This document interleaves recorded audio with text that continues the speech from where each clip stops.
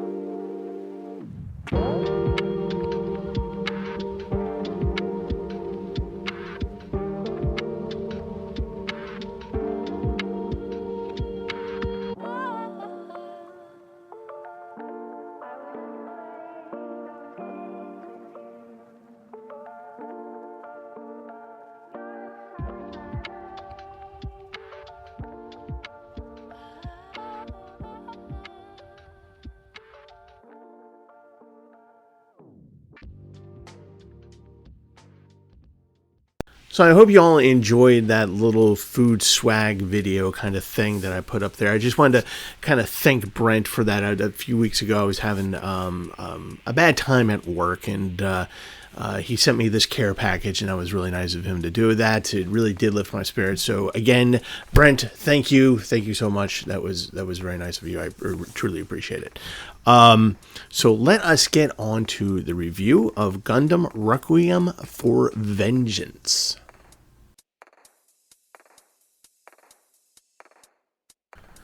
So in 2023, we got the announcement that we were going to get a new Mobile Suit Gundam series, and everyone was like, "Yay!"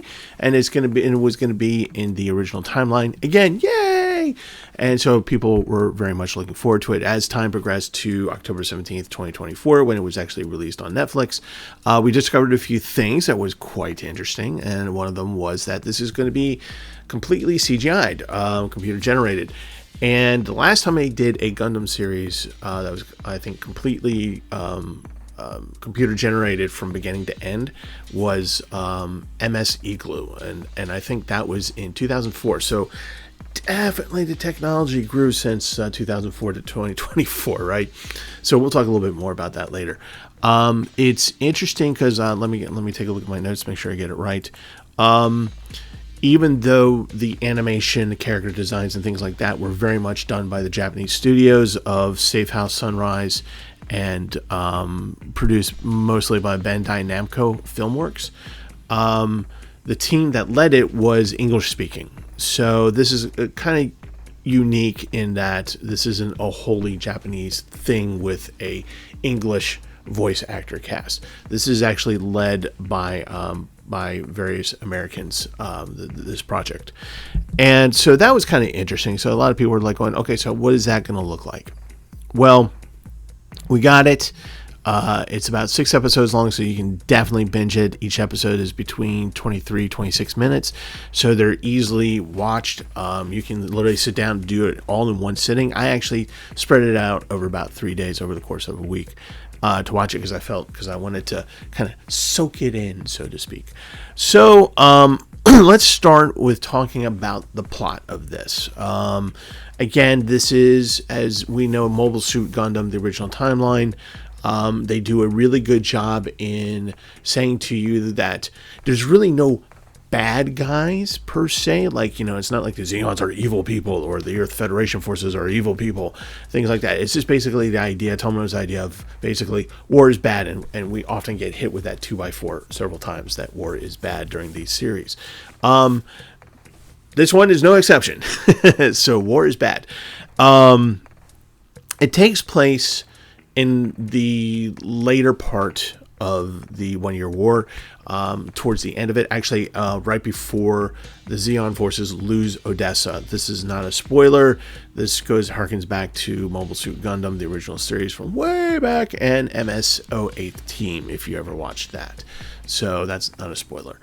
But it's basically the events leading up to that decision of abandoning Odessa. So there's a group, a unit of Zaku's called the Red Wolves. They're a team of about 3 of them, with backup, that kind of a thing. And we're introduced to them immediately in battle, as we were wont to do in the war, because it is a brutal war. And basically, Zeon ground forces are caught in a trap. The Red Wolves are called in. They jump down. They pretty much extricate the Zeon ground forces out of this trap, and everyone's happy. And then a Gundam shows up. Right?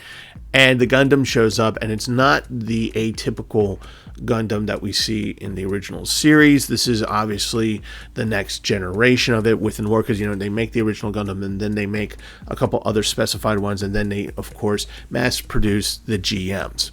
So we see initially one of the variants of the original Gundam showing up, and that Gundam pretty much cleans everybody's clock. So the rest of the series of a 6-episode series is the Red Wolves trying to deal with the Gundam, A, B, get themselves out of danger, and C, trying to protect as much of the ground forces as they possibly can. So basically, it's an impossible mission.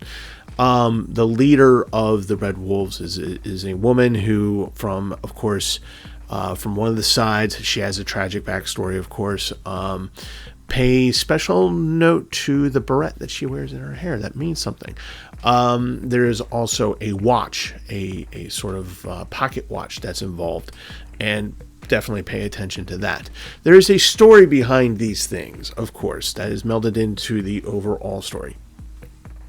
As we move forward, as they're fighting this action, we see a familiar character from MS-08 anime shows up in this storyline, and I'm not going to say who it is because I don't want to spoil it, but he gives the remnants of the Red Wolves, and I'll just leave it at that, a mission to steal basically a GM so that they can learn how to do their own mass production and deal with this new threat from the Earth Federation forces, which is the Gundam and the GMs. And so there's that in the later half of the story. We get to the end of basically them dealing with Odessa. Again, I don't want to bring spoilers. You should watch it. It is on Netflix. And there's a lot of battle scenes in this, so just so you know. And so that's kind of the plot in a nutshell, very much a small nutshell. Like I said, this is 6 episodes, so you go through these pretty quickly, and I really had to edit a lot to not spoil things for you, because there's a lot of stuff going on in here that if I were to say one thing, it would cause an avalanche of spoilers, and I don't want to do that. So let's talk about, now that we talked about the plot, let's talk about the CGI of it all. So, there are people out there who are very much against CGI and things like that. And, okay, but that is probably going to be the future of anime. So this is going to give you a pretty good window of what that's probably going to look like. The actual animation of the series, excuse me, sorry. In terms of the CGI, was really good.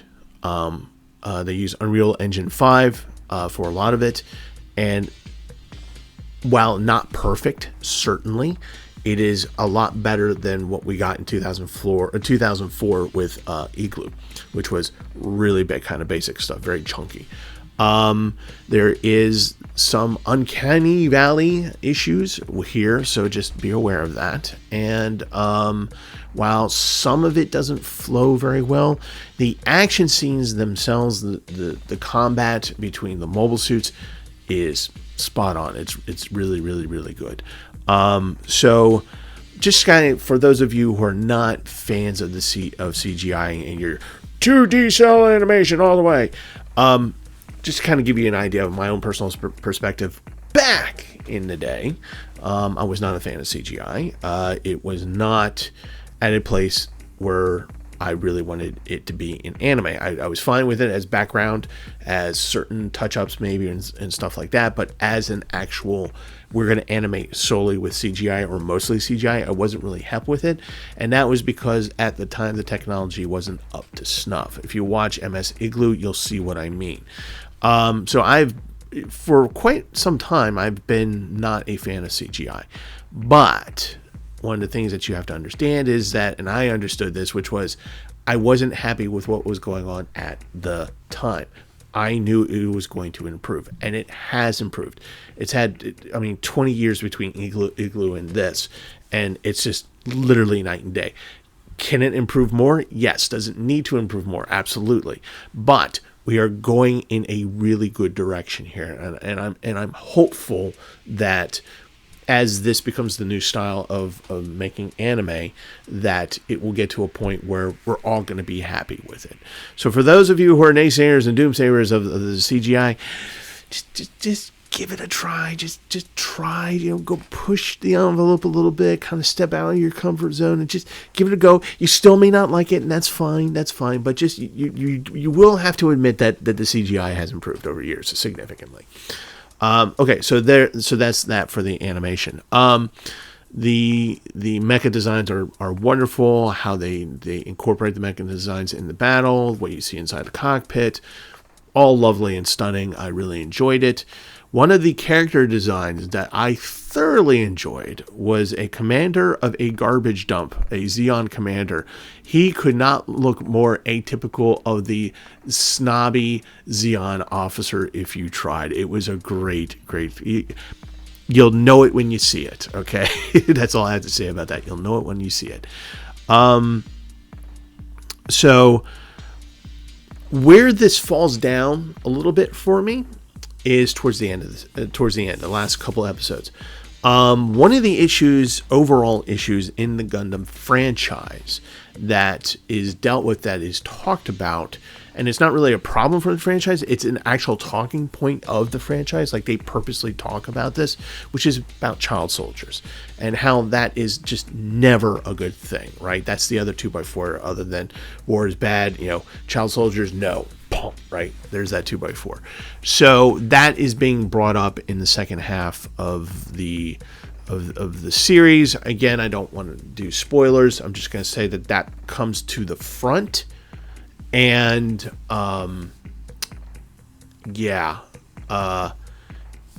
get where they're trying to go with it. If you're a longtime Gundam watcher, you know the franchise, you know where this is going, and in the last episode, it doesn't quite stick the landing.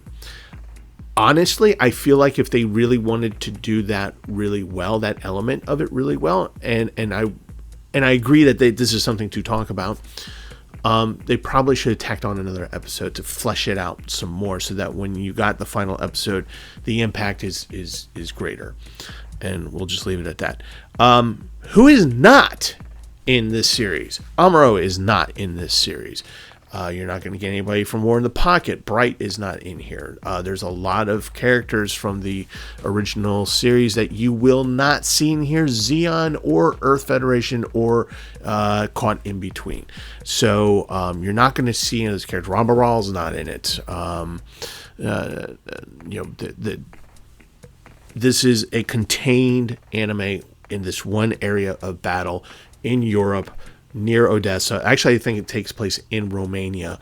And so other than the one character you get from MS 08th team, you really don't see anybody else. So this is almost totally new set of characters, new people to get involved with. The captain of the Red Wolves is intriguing, and you can buy into her character. That's another part of it, is that they wrote her character, I felt, very, very well. So, is this something you should see? If you are invested in the Gundam franchise, of course, you should see this. Again, this is one of those really nice things about Gundam, where you don't have to have an overall story arc that involves Amuro, the original Gundam, and everything. We can look at different theaters. We can actually look at just actual, like this one, individual sectors of theaters of war. And so it's just kind of nice to see those things. And also the point of views that Gundam is able to go back and forth on is this, like some series are more Earth Federation heavy. Some of them are more Xeon heavy. This one is Xeon heavy. And again, you don't get so much a sense of bad versus good so much as please make it. Please make it through the end of the anime. Please.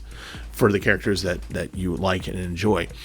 So should you watch it? If you're not a franchise watcher of Gundam, one of the nice things is that you can actually watch this and not know a whole lot about Gundam. Like, obviously, if you watch anime, you know what Gundam is, but if you were to watch just this particular series of the franchise, you're not going to be lost. You're going to be fine. You're going to get along with the story. You're going to be able to pick up things very, very quickly. They do it in a very, very nice way.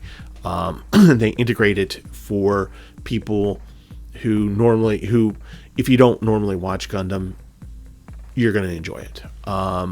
Again, like I said, the ending kind of doesn't stick it very well, but That may be just my personal opinion.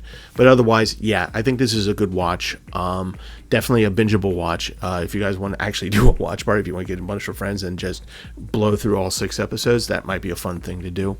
So, yeah, I encourage you to watch it. Again, you're going to have to deal with CGI. This is entirely CGI. So there's going to be some uncanny valley stuff going on. And again, if you're not really hep on the CGI, just give it a try. Or just give it a try.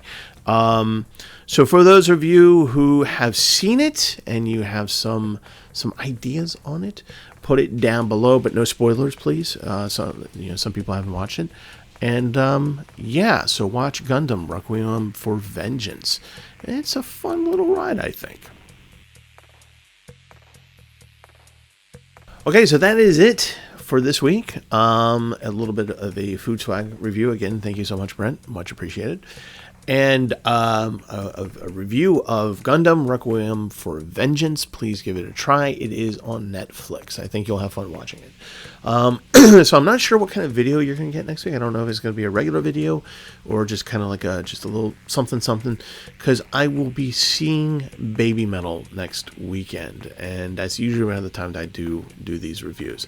So I'm not sure what's going to happen, but I'm going to have a fun time down at the Anthem in Washington, D.C. watching Baby Metal.